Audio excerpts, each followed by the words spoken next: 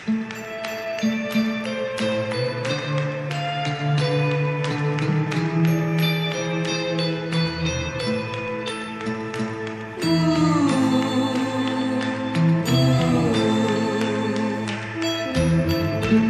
che mi amavi non mi parli più e mi fai piangere per niente.